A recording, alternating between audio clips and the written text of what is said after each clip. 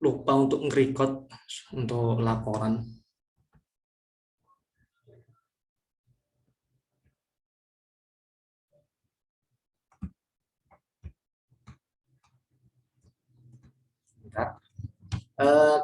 Saya ulangi, wa yustahabbu shaumu yaumil isnaini wal khamisi lima rawat Aisyah radhiyallahu anha qalat.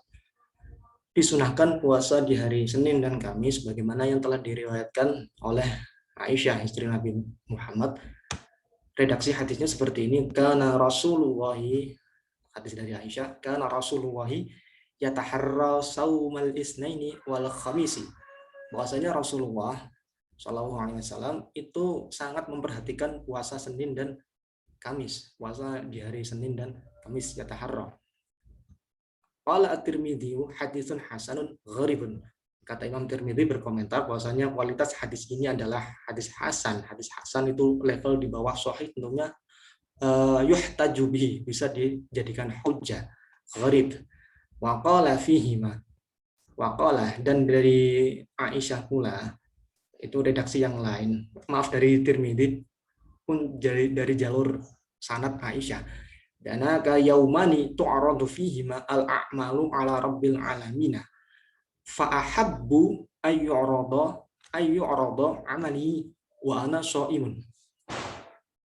Ada 2 hari di mana di hari itu amal perbuatan manusia itu dilaporkan kepada Tuhan pemilik semesta, ala rabbil alamin. Fa ahabbu, maka saya suka dan gemar ketika waktu di mana amal perbuatanku dilaporkan oleh malaikat kepada Allah, saya sedang berpuasa, kata Nabi Muhammad. Jadi hari Senin dan Kamis itu malaikat lapor kepada Allah terkait amal perbuatan kita di hari itu. Maka di hari itu mumpung malaikat lapor kepada Allah, kita gunakan untuk berpuasa Senin dan Kamis. Wa ana shaimun, rawahu Abu Dawud wa hasanahu al-Mundhiri. Hadis ini diriwayatkan oleh Abu Daud dan dinilai bagus oleh Imam al-Mundhiri. Ya, itu dalil puasa Senin dan Kamis. Sekarang wasuila an shaumi yaumil isnaini faqala. Dan ditanya, Nabi Muhammad ditanya perihal puasa hari Senin, faqala, maka kemudian Nabi Muhammad bersabda, saya blok lagi ibaratnya, dalika yaumun wulidtu fihi. Hari itu, hari Senin, itu hari di mana saya dilahirkan. Yaumun wulidtu fihi. Saya ulangi, hari itu, hari Senin merupakan hari di mana saya dilahirkan.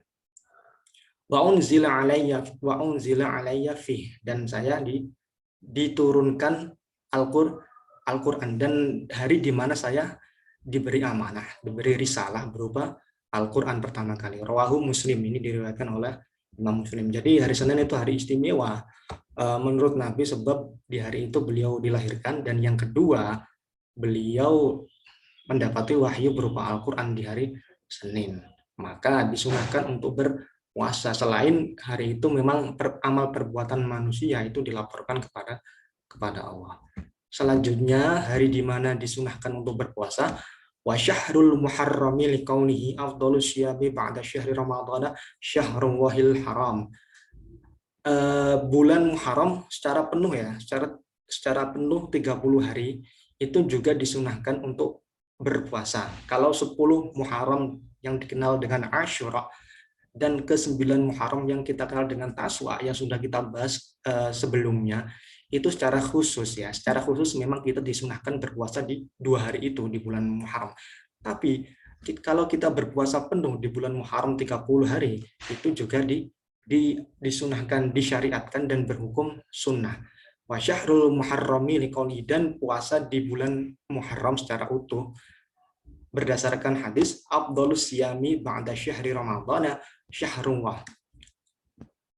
Paling utama puasa setelah puasa Ramadan adalah syahrul haram, syahrul wahil haram, bulan Allah yang mulia, yakni Muharram. Makanya dinamakan bulan Muharram atau syahrullahil haram, nama lain dari Muharram, seperti itu. Jadi kalau kita puasa di bulan Muharram secara penuh, terkhusus tanggal 9 dan 10 Dzulhijjah, Tasu'a dan Asyura, itu lebih utama ya, lebih utama derajatnya setelah derajat puasa Ramadan.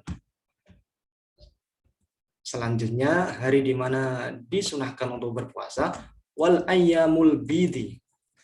Ayyamul bid, ini istilahnya. Apa ayyamul bid? Yakni wahiyat thalitha asyara, warrabi'a asyara, wal khamisa asyara min kulli syahrin liqaulihi.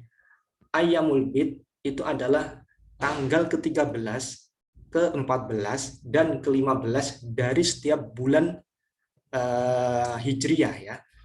Jadi setiap tanggal 13, 14, 15 mulai dari bulan, bukan keseluruhan dari bulan Hijriyah, itu sunnah kita berpuasa di 3 hari itu.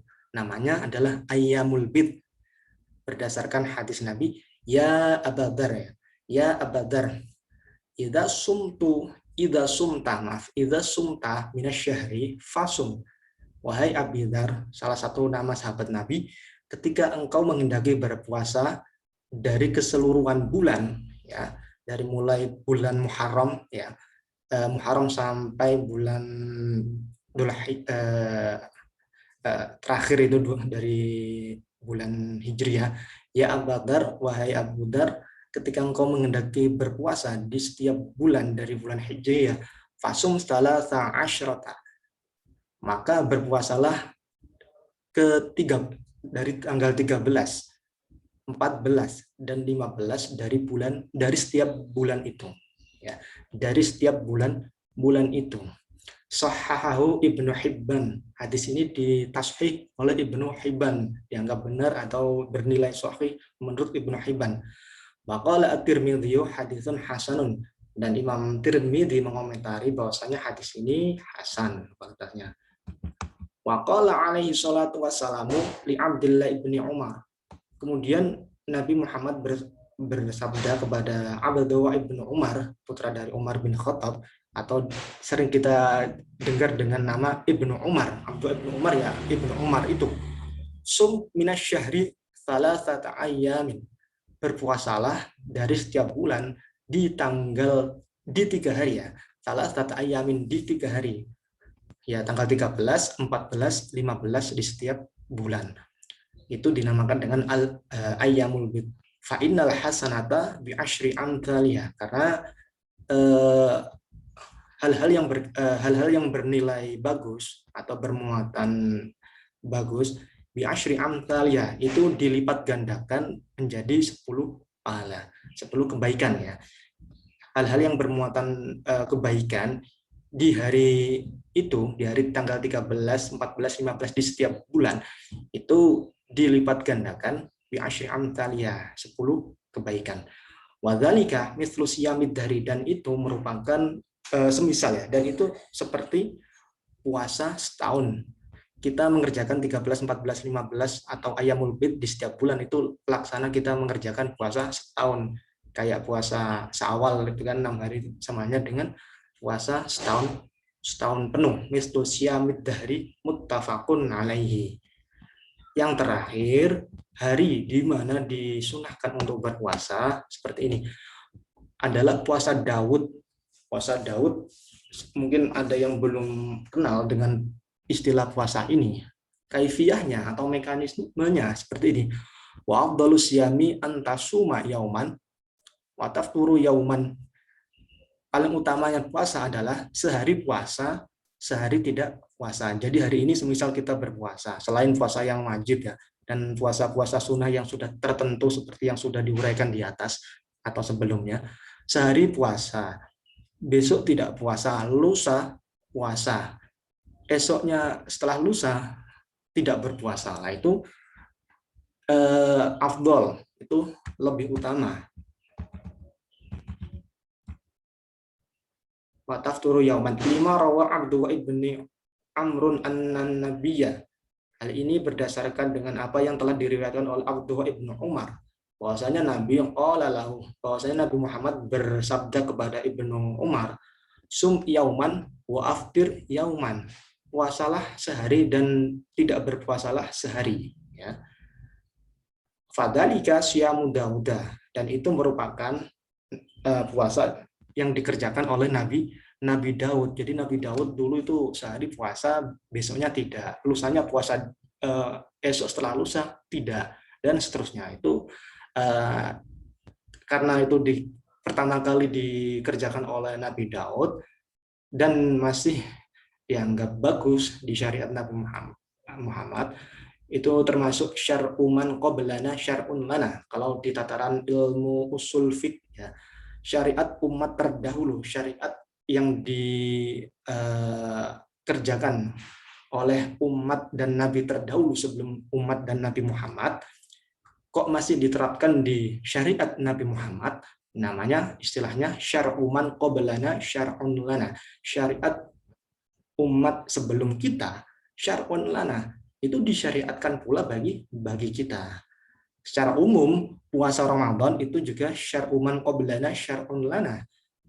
Makanya kama kutiba 'alal ladzina min qablikum, sebagaimana yang telah diwajibkan kepada umat-umat sebelum kalian semua, supaya kalian semua bertakwa. Ternyata sebelum adanya Nabi Muhammad diutus untuk umatnya, puasa Ramadan, berpuasa itu juga disyariatkan kepada umat sebelum Nabi Muhammad, lantas disyariatkan kembali di Nabi Muhammad. Itu juga namanya syar'uman qablana syar'un lana. Puasa Daud ini pertama kali yang mengerjakan adalah Nabi Daud. Wa huwa afdhalus siyami, dan itu merupakan puasa yang lebih utama, puasa sunnah tentunya, ya, puasa sunnah yang dianggap afdhal, lebih utama. Kultu ini siapa yang berkata? Kultu Abdullah ibnu Umar berkata, ini atiqu afdalu min dzalika faqala an-nabi. Ini atiqu, bahwasanya saya mampu, bahwasanya saya kuat untuk mengerjakan satu hari puasa, satu hari tidak, satu hari puasa, satu hari tidak, dan seterusnya. Atau istilahnya puasa Daud, kata Ibnu Umar. Ternyata Ibnu Umar mampu untuk melaksanakan puasa tersebut. Faqala an-nabi, kemudian Nabi berkata, la afdalu min dzalik. Afdalu min dzalik, bukan ini antiqu afdalu min dzalik. Oh ya, seperti itu, ya. Jadi dikatakan bahwasanya puasa Daud ini ada yang mengatakan puasa paling utama di antara puasa-puasa sunnah yang lain.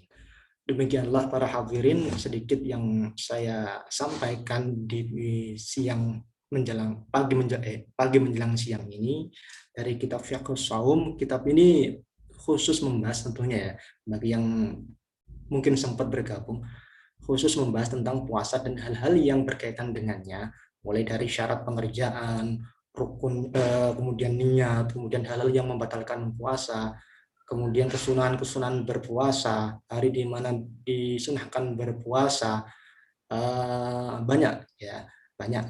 Yang paling unik di sini, setiap argumen, setiap pendapat dari para ulama itu selalu dibubuhkan dalilnya, ya, dalil aslinya. Kalau di kitab-kitab fikih Turat yang lama, kitab klasik, itu jarang sekali ditayangkan, jarang sekali, ya, diuraikan dalil pengambilan langsung dari nas, baik Quran dan hadis, langsung redaksi fikhiyahnya saja. Kalau di kitab ini selain redaksi fikhiyah, itu juga ada dalil nas dan hadisnya yang tertera. Jadi kalau kita mempelajari kitab ini, kita dapat 3 poin. Pertama, redaksi fiqhiyah, pemahaman fikihnya. Yang kedua, dalil aslinya dari Quran dan hadis. Yang ketiga, kualitas tentang hadis, jadi mustalah hadisnya. Minimal yang digunakan di dalam hadis ini adalah hadis hasan. Hadis hasan level kedua, level di bawah hadis sahih, seperti itu. Hadanallahu wa iyyakum ajma'in. Kurang lebihnya mohon maaf. Wallahul muwaffiq ila aqwamit thoriq. Assalamualaikum warahmatullahi wabarakatuh. Makasih Pak Ustadz. Afwan, sama-sama Ibu. Terima kasih. Sama-sama Mbak. Saya akhiri ya, saya end program.